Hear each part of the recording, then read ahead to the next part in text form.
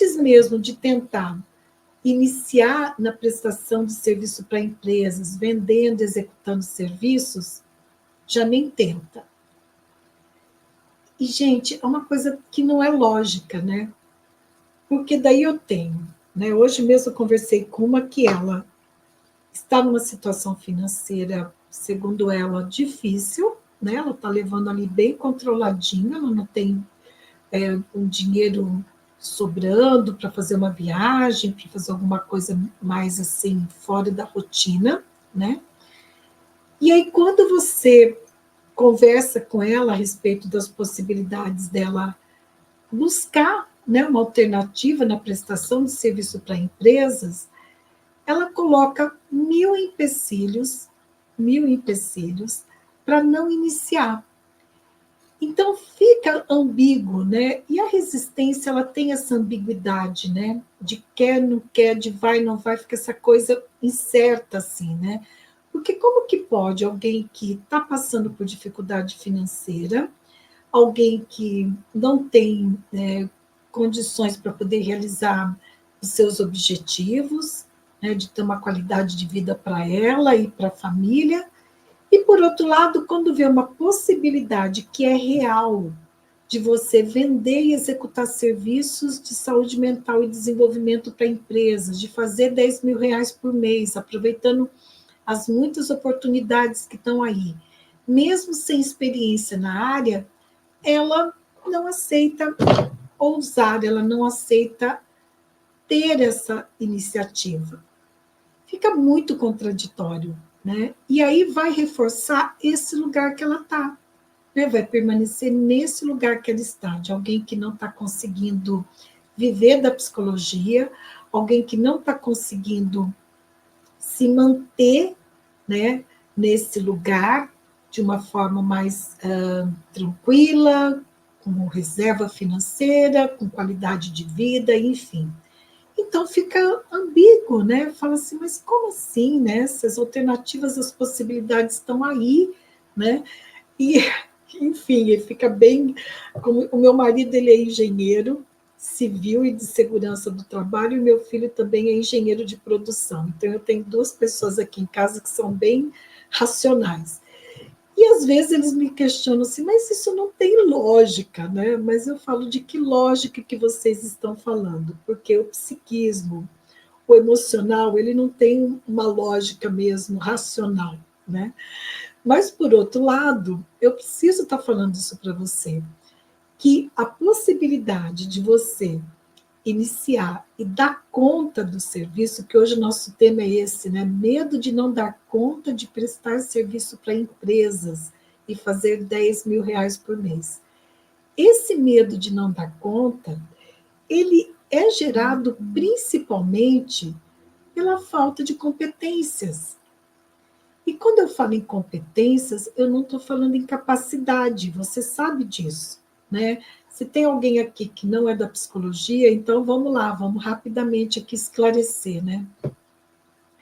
A capacidade é o que você tem de recursos, né, cognitivos, emocionais, enfim, de recursos até físicos, intelectuais, para você poder desenvolver uma forma de fazer algo, resolver um problema e dar resultado. Essa forma de fazer algo é o quê? A competência. E a competência, ela vai ter três dimensões, né? Que é o conhecimento, a habilidade, que é o saber fazer, e a atitude, que é ir lá e fazer, ter a iniciativa de fazer, porque, como eu costumo dizer, só tirar 10 na prova não garante que você é competente em alguma coisa. Você é competente quando você consegue transformar esse conhecimento num saber fazer e resolver uma situação que se apresenta ali para você e ter um resultado positivo. Então, aí sim você é reconhecida como uma profissional competente naquele tema, naquele assunto, naquela situação que você foi lá e conseguiu resolver. Então, para você poder desenvolver competências, você precisa investir em conhecimento, investir em habilidades né, que é um método que vai te dar como você faz, o passo a passo de você fazer alguma coisa, e aí ter a iniciativa, a atitude de ir lá e fazer. E o que vai te ajudar, né? Por que eu estou falando de competências e estou falando desse medo de não dar conta? Quando você desenvolve competências, esse medo de não dar conta, ele vai diminuindo. Mas de onde que vêm essas competências? Elas vêm de um método. O que é um método? É um passo a passo. Primeiro você faz isso, depois você faz isso, depois você faz isso. Então, de uma maneira rápida, fácil e segura, você aprende como faz, ok? E aí você tem um resultado. Vou dar um exemplo para você.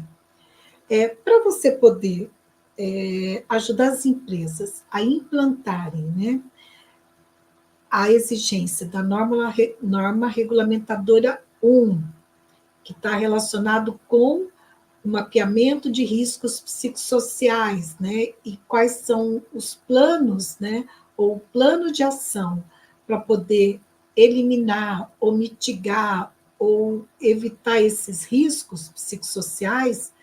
Então, você precisa, antes de mais nada, ter um método. E você precisa, nesse método, saber como faz um diagnóstico organizacional. Porque é onde tudo vai começar. Então, o diagnóstico organizacional, ele vai te dizer, vai mostrar para você, né, uma metodologia que tem esse objetivo. Então, no método Psi, que é o meu método, que eu desenvolvi nesses 23 anos que eu estou na consultoria, né? Eu tenho um método para eu poder fazer diagnóstico organizacional em duas áreas, são dois métodos diferentes, e saúde mental no trabalho e desenvolvimento humano, tá? Esses dois são os focos do meu diagnóstico, são diferentes os métodos, ok? Quando você vai para poder levantar, mapear os riscos psicossociais, primeiro, então, começa com o diagnóstico organizacional. É organizacional, não é individual. Depois você vai para elaborar um plano de ação, né, um programa de saúde mental, que também vai exigir de você um método, ok? E depois as intervenções para poder prevenir, mitigar, para poder dar suporte, né, às questões que estejam relacionadas aos riscos psicossociais. Então, quando você tem um método, você consegue minimizar esse medo de que não vai dar conta. E aí é muito comum, né? Eu tenho duas mentoradas, elas são sócias, e elas fizeram uma vez um diagnóstico organizacional. Aí elas comentaram comigo como elas tinham feito, elas não usaram o meu método, e aí eu disse para elas: olha, não funciona com empresas dessa forma, porque o tempo que elas levaram para fazer o diagnóstico foi um tempo tão longo que fica inviável para a empresa. Quando a gente trabalha com empresas, a gente tem que ter uma clareza assim, que tempo para a empresa é precioso. Então, o nosso método de trabalho tem que ser um método que não seja muito rápido a ponto de perder a qualidade e não ser eficaz, mas também não pode ser muito lento a ponto também de comprometer os resultados e a empresa ficar incomodada porque você está demorando muito para dar os resultados. Então, é uma equação que a gente está sempre ali, sabe? Equilibrando pratos, está sempre ali balanceando. Mas o método que eu desenvolvi, ele contempla isso. E aí eu dei esse feedback para elas: olha, está muito demorado, as empresas não têm esse tempo, essa paciência para você poder fazer um diagnóstico organizacional dessa forma. Isso está parecendo uma pesquisa de mestrado, de doutorado, né? A maneira como elas tinham feito. E aí eu falei: reveja a oficina de aprendizagem de diagnóstico organizacional que está lá na plataforma da Hotmart, na formação Psicólogas Consultoras, né? Que é a formação que eu idealizei e desenvolvo. Falei, reveja a oficina de aprendizagem, porque é nas oficinas de aprendizagens que eu estimulo o desenvolvimento das habilidades, do como faz. Tem um eixo que é teórico, que é de conceitos teóricos, e tem um eixo que é de desenvolver habilidades, que são as oficinas de aprendizagens. E aí elas reviram, né? Reviram, estudaram, tiraram dúvidas. E aí, quando elas fizeram de novo o método, o diagnóstico organizacional numa outra empresa, numa outra organização, até a semana, não sei se foi a semana passada ou retrasada que eu conversei com elas, elas estão na mentoria psiconsultora. E quando eu conversei com elas, elas falaram, nossa, Ana, realmente, quando a gente usou o método, como foi muito mais rápido e como foi muito mais preciso, né? A gente ter clareza das informações, daquilo que a gente estava procurando diagnosticar, procurando levantar, né, por meio do diagnóstico.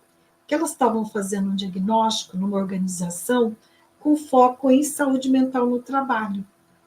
Então, com o método, elas conseguiram essa agilidade, elas conseguiram até essa, eu não vou falar precisão, por quê? Porque em humanas a gente não usa esse termo, né? Precisão é lá da engenharia, então é com meu marido e com meu filho, não é comigo, precisão, né? Mas é uma, como que eu posso dizer, uma fidedignidade maior, né? Uma possibilidade de uma maneira mais rápida, poder visualizar e ter clareza do que era causa e efeito, do que era sintoma ali na organização, focado em saúde mental no trabalho. Então,